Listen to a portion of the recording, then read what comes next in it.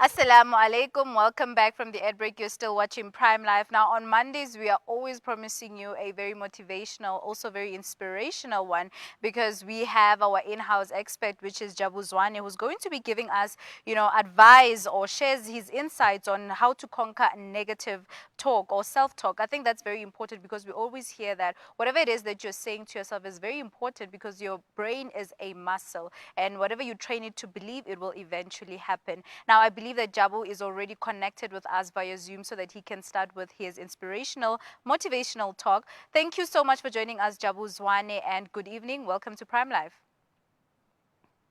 Hi, good evening, Aisha. Thank you so much for having me. How are you doing? I'm doing fantastic. How are you? Not too bad, not too bad. It's not a blue Monday. It's actually a very happy Monday. That's good news. And I'm hoping that you will be starting your motivational talk so that we can all be in a good mood, I guess. Yes, yes, fantastic. Yes, tonight we're speaking in leadership, so I'll just run with it. Thank you so much. Thank you. Well, good evening and welcome to Monday Motivation. Yes, my name is Jabu Zwane. Thank you so much for tuning in. So, yeah, this evening, ladies and gentlemen, we are speaking about leadership as I have been running for the last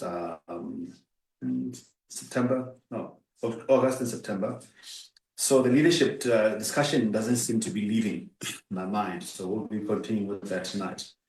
And this is something we've done a long time ago before. Let's push that back.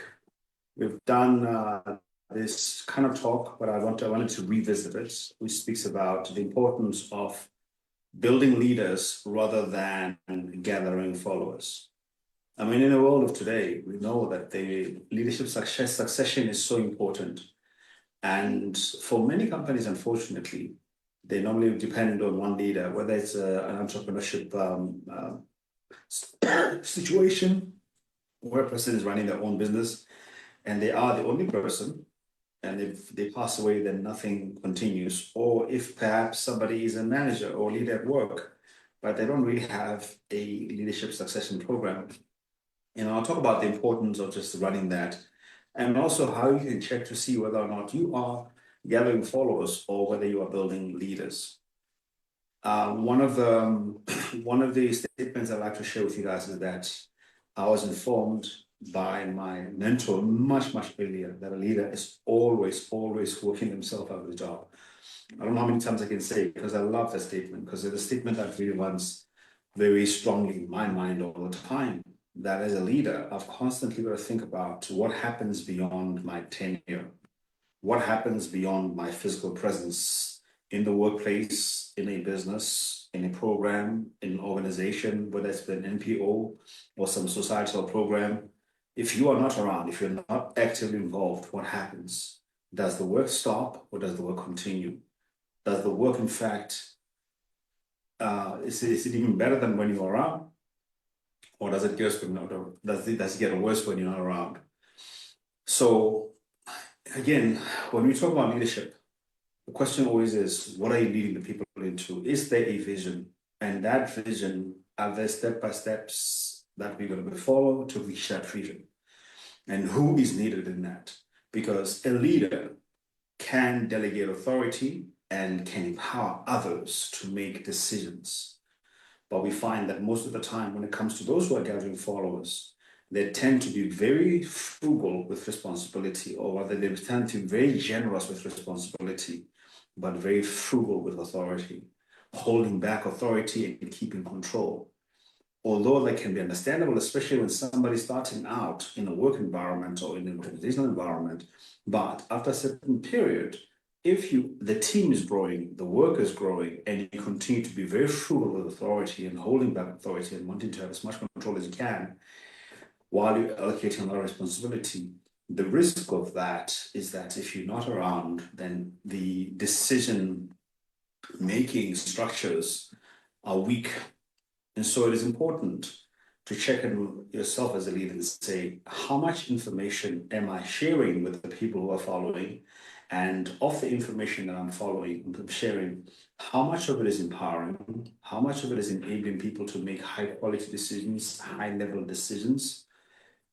If you find that it's very low level decisions and it's also very low quality decisions, you must then ask yourself, how do I make sure that I can upskill, empower, equip, train, and lead people to the point where they are able to make these high quality decisions?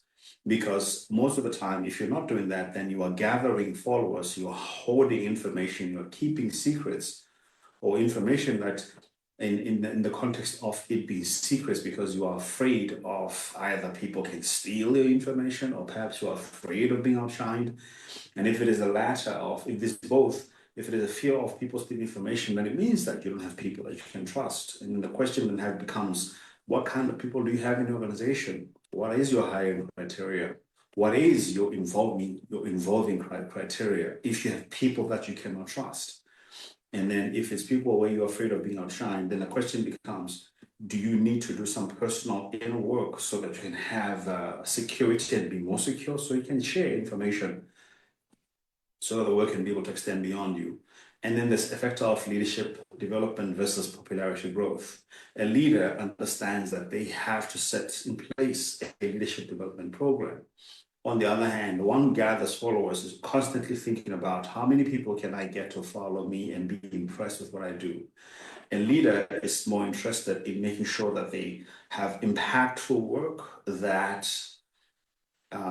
impress on people what needs to be done. On the other hand, a gatherer of followers is more interested in popularity and creating things that can make them more famous and things that that's more impressive rather than impactful. And so when we look at it this way, a leader then grows inside out.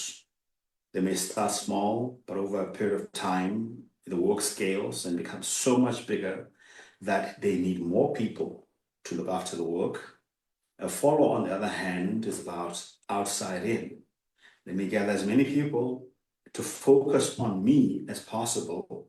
Let me make myself more popular, more likable, more impressive, more powerful, so that I become the center of the work. They try to attract large crowds that do not necessarily care about empowering them. On the other hand, when it comes to motivation and focus, a leader creates or rather a leader celebrates others when they achieve and they do great things because they are impact driven and they are looking to see people take independent decisions, thrive in their freedom, grow so that they can achieve more and more every day. But on the other hand, when it comes to the one who gathers followers, they get threatened by people when they can become independent. And therefore, they'll try to find a way to constantly cut off people from being able to run off. And I'm using that very intentionally. They'll cut off people on the knees. They'll make sure that people cannot be able to run and be able to operate at their potential because of they're threatened by that. They become often more defensive, sarcastic, and even cut out people. And also they can even create this highly competitive environments where people come against each other to try and impress the leader. And so, in other words, a people-pleasing environment where people are more fighting each other to please the leader so that they can be liked and be preferred rather than actually creating a purpose-pleasing environment where people are more concerned about making sure that the purpose is achieved, the goals are achieved. And the other thing that we got to think about is that a leader creates sustainable programs, sustainable work, and makes sure that, again, outside of their own impact, everything can be able to run.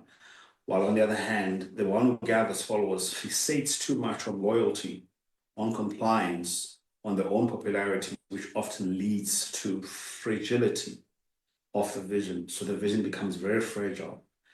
And so if you think about what I just said now and wrapping it up, a leader is somebody that thinks about how the work can extend and grow beyond themselves. A gatherer of followers is a leader that thinks about that they think that they're bigger than the work, and therefore they shrink the work to fit within their personality.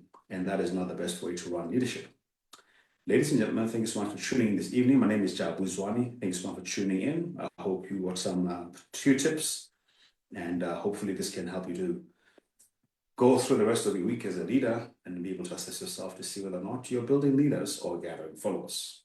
Back to you in the studio, Aisha. We're wrapping up now.